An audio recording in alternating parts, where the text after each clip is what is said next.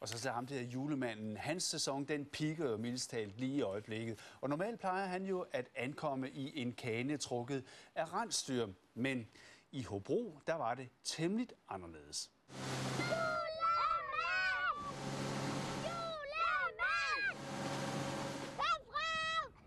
Nej, børn og barnlige sjæle på havnen i Hobro kan næsten ikke vente mere. Julemand!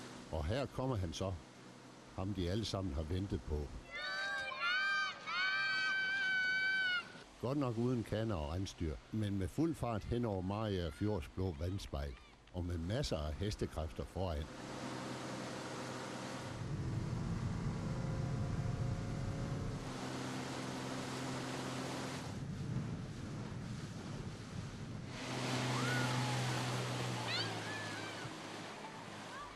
Men selv julemanden kan få brug for en hjælpende hånd og et godt råd. Tag wake-kortet af, så giver mig det. Det er koldt. Hvad er I siger? Julemanden har taget skægget af. Ja, så det er ikke ham. Nej, det er snyder og bedrag i det hele. Ja, det er. Han snyder. Julemanden, hvad er det for en måde at ankomme på? Jamen, Rudolf, han løb tør herude ved... Så heldigvis så fik jeg et lift af den unge herre der.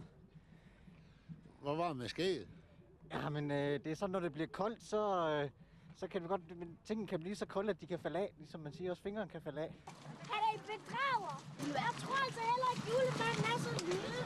Efterhånden har julemanden på vandski svært ved at holde masken. Han er nødt til at gå til bekendelse. Jamen, det er fordi, den rigtige julemand, han kommer jo først i aften jo. Det ved børnene jo godt. Han skal jo ned igennem skorstenen.